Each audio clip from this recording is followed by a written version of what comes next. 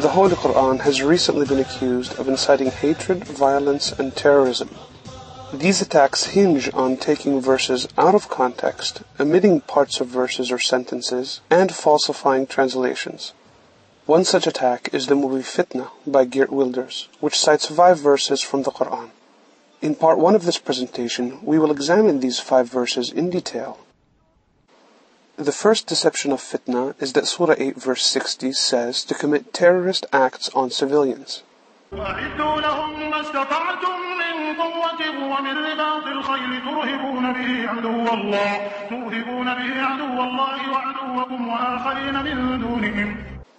Not only is this translation false, fitna then fabricates a false context by showing terrorist acts on civilians that directly contradict the meaning of the verse.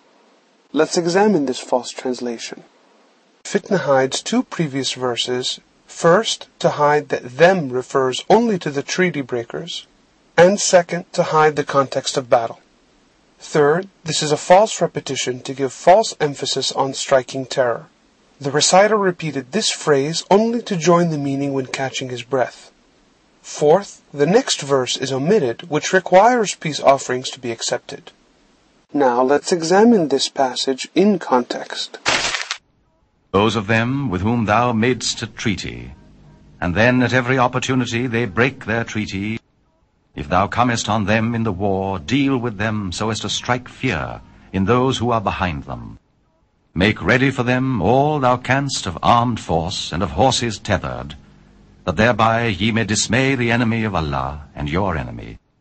The verse mentions the standard intimidation strategy of the enemy military only in the context of battle against treaty breakers.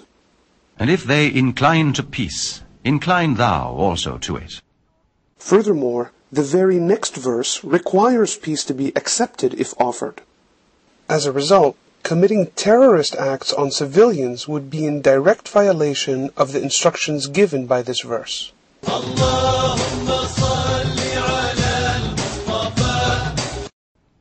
The second deception of fitna is that Surah 4 verse 56 says to make disbelievers suffer in this life.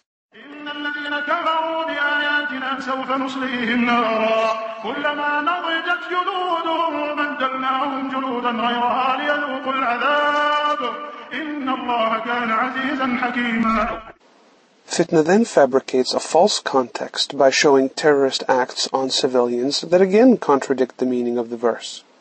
First, it's obvious that we refers to God. Second, the next verse is omitted, which gives glad tidings to those who believe. Now let's examine this passage in context. This verse warns that only God Himself will punish disbelievers in the afterlife, meaning after they have had their entire life to repent, just as Judaism and Christianity inform. And as for those who believe and do good works, we shall make them enter gardens underneath which rivers flow, to dwell therein forever. And as with every warning in the Quran, it's followed immediately by good tidings to righteous people, and not the somber impression resulting from hiding the next verse. As a result, the actions fitna accuses this verse of inciting would actually violate it in 3 ways: to judge instead of God, to punish instead of God, and to do so before the allotted deadline.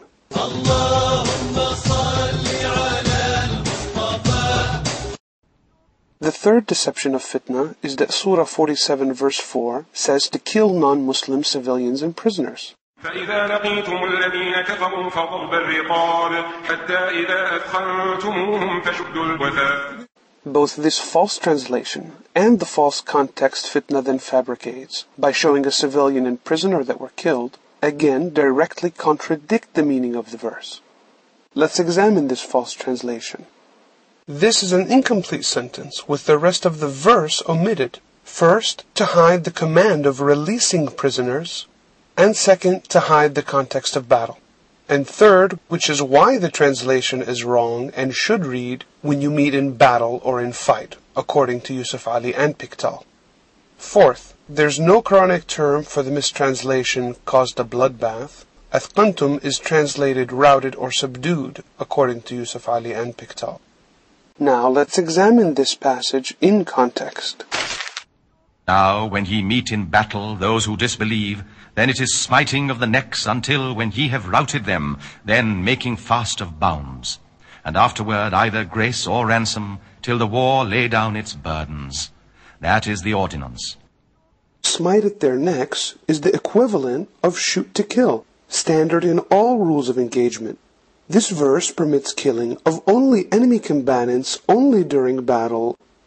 Furthermore, the omitted part of the verse requires the release of prisoners mercifully or for reparation.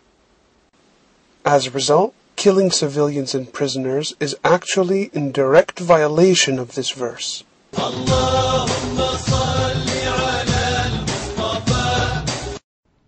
The fourth deception of fitna is that Surah 4 verse 89 says to kill and not befriend apostates and non-Muslims. فإن تولوا فخذوهم وقتلوهم حيث وجدتموهم ولا تتخذوا منهم وليا ولا نصيرا. Again, both this false translation and the false context fitna fabricates, by showing violence to apostates and someone desecrating a church, directly contradict the meaning of the verse.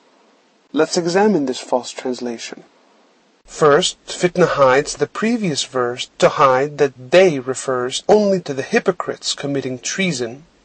Second, this is an incomplete sentence with the next verse omitted to hide the exception of people offering peace. Now let's examine this passage in context. What aileth you that ye are become two parties regarding the hypocrites? So choose not friends from them, till they forsake their homes in the way of Allah. If they turn back to enmity, then take them and kill them wherever ye find them, and choose no friend nor helper from among them. This verse pertains only to hypocrites pretending to be Muslims and deserting the army again before a battle, like any traitor, and has nothing to do with either non-Muslims or apostates. Except those who seek refuge with a people between whom and you there is covenant. So if they hold aloof from you, and wage not war against you, and offer you peace, Allah alloweth you no way against them.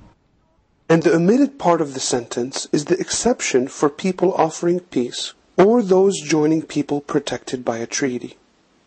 As a result, not only is this verse innocent of inciting hatred and violence to non-Muslims, again, such actions would actually be in violation of this same verse.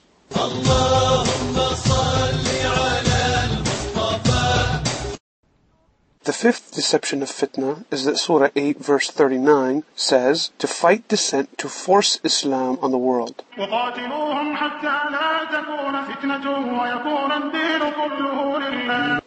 Both this false translation and the false context fitna then fabricates, by showing inflammatory speeches, again directly contradict the meaning of the verse. Let's examine this false translation. Fitna hides the previous verse, first to hide that them refers only to the persecutors, and second to hide that they are forgiven if they cease persecution. Third, this explains why the correct translation of the word fitna in this context, according to Yusuf Ali and Pickthall, is persecution or oppression, not just any disagreement or dissent.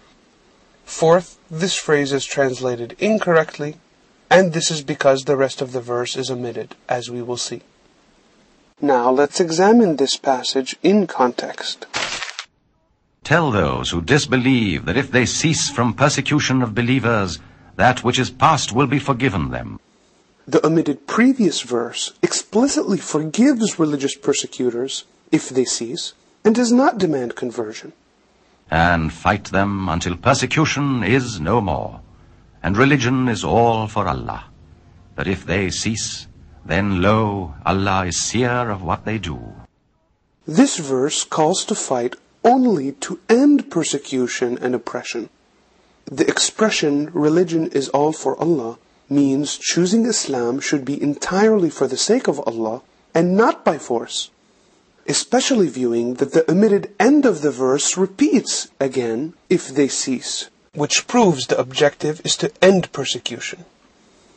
As a result, quite the opposite of oppressing people to accept Islam This verse commands to fight, if needed, to liberate people from religious persecution or oppression.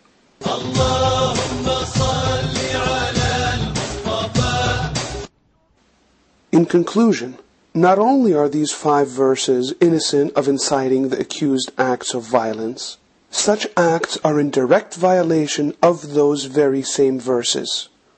Any person violating the Quran cannot be used to condemn Islam. Geert Wilders has thus proven that attacking any verse of the Quran requires systematically providing false translations, falsifying context, and committing grave and unfaithful omissions. This puts into serious question the morality, integrity, or intelligence of anyone claiming the Quran incites hatred, violence, or terrorism. Part 2 will continue the analysis of the movie Fitna.